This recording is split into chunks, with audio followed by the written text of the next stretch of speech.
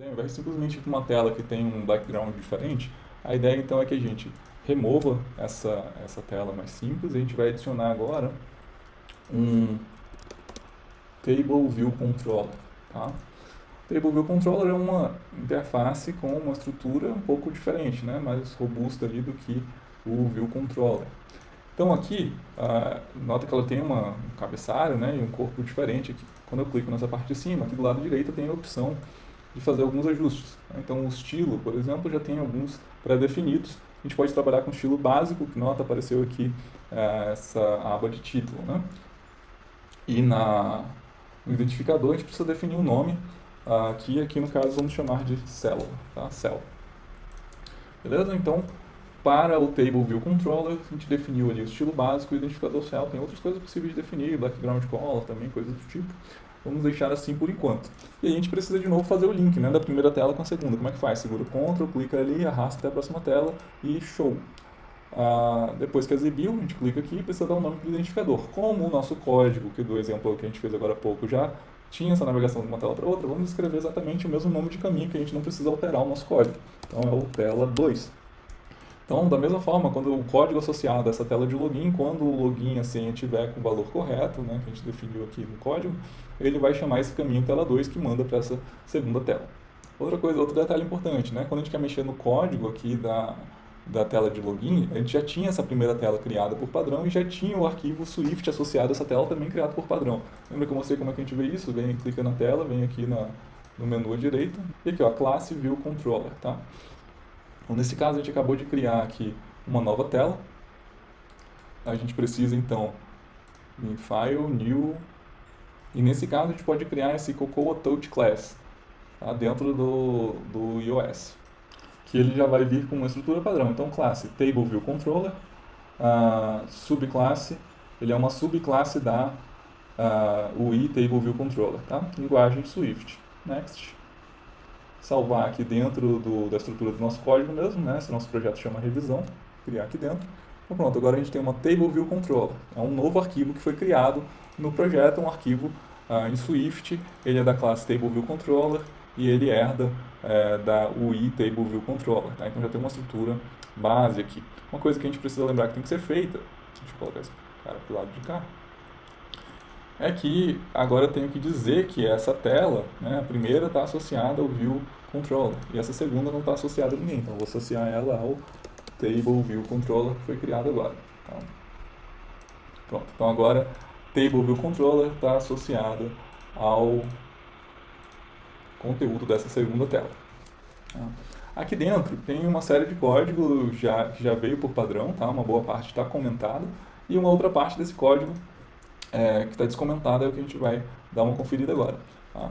Essa primeira função, a gente define a quantidade de sessões que a gente vai ter nessa tela. No caso, a gente vai trabalhar com uma sessão só, a gente vai fazer uma lista de nomes. Tá? E na segunda função criada, ela está associada ao número de linhas da sessão específica. Nesse caso, isso vai ser um valor dinâmico, depende do tamanho do que eu quero exibir. E para esse exemplo, assim como a gente viu ali para a verificação do login senha, a gente vai criar aqui uma estrutura que vocês já conhecem, que vai ser uma lista e aí com base no tamanho dessa lista a gente vai gerar o conteúdo para ser exibido.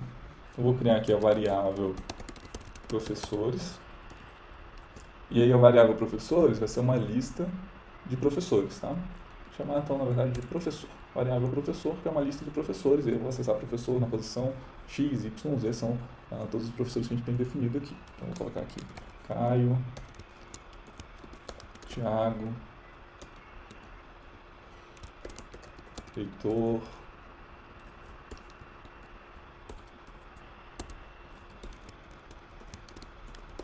Fábio,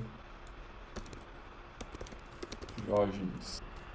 Beleza, pessoal? Então aqui a gente tem uma lista que tem 1, 2, 3, 4, 5 elementos nessa lista. Poderia ter o número de elementos que a gente considerasse necessário aí. Tá? Vamos trabalhar com esse exemplo aqui. Então, Então, a nossa tela vai ter uma seção só. E quantas linhas ela vai ter? Ela vai ter o número de linhas correspondente ao tamanho da minha lista. Nesse caso, a gente criou uma lista fixa ali, mas supondo que essa lista é dinâmica, que ela vai vir como resultado de um banco de dados ou qualquer coisa do tipo, eu posso consultar, então, o tamanho dessa lista. Então, eu vou pegar professor.count. Tá? Isso aqui vai me retornar o tamanho da lista, que nesse caso aqui é 5, né? 1, 2, 3, 4, 5 posições, beleza? Essa outra função aqui que a gente vai descomentar agora é a função que vai passear nessa nossa lista para exibir coisas na tela, tá? Que é a função TableView, ela já veio aqui por padrão nesse arquivo que a gente criou. Aqui eu tenho que dizer qual que é o identificador de onde eu vou estar escrevendo. Lembra que quando a gente criou essa nossa segunda tela, nessa estrutura a gente definiu um nome de identificador para ela. Então aqui a gente falou que ia usar o estilo básico e o identificador é cell. Então essa informação que a gente vai colocar aqui. Vamos escrever lá dentro desse cara que é o nosso identificador. Aqui nessa função também foi criada uma variável que foi chamada de cell. Vamos falar que cell.textLabel.text recebe algum valor. Tá? Então o que a gente tinha antes era, na primeira tela, um valor vai ser preenchido na tela e no código eu quero acessar esse valor. Agora a gente vai ter um campo lá na tela e eu quero atribuir um valor a esse campo para que esse valor apareça lá na tela. Né? Quais são os valores que a gente quer inserir aqui? Os valores que estão lá na minha lista professor em uma determinada posição. Então, professor é uma lista que tem várias posições, cada posição tem uma string que é o nome de um professor. E aí eu quero posições dessa string. Para a gente ter um acesso a todas as posições de forma dinâmica, a gente pode usar esse cara aqui que é o indexpath.row. Com isso, a gente garante que toda a lista vai ser percorrida e cada momento vai ser acessado a entrada seguinte daquela nossa lista. E aí todos os elementos serão apresentados na tela. Vamos testar isso aqui para ver se está funcionando direitinho. Então, executar aqui esse código. Aqui no simulador, lembra, a primeira tela tem um arquivo com o código associado a ela. Se eu clicar em acessar colocando o login assim errado, vem a mensagem de erro. Se eu preencho o que satisfaz aquela condição, ele vai me mandar para a segunda tela, e a nossa segunda tela tem um código que constrói os valores que serão apresentados. Né? Então a gente tem aqui a lista, que foi criada aqui, a lista professor, que tem esses elementos.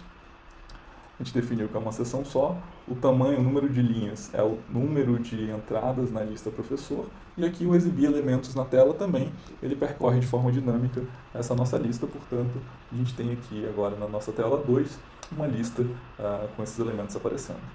E é isso, pessoal, um abraço, até mais.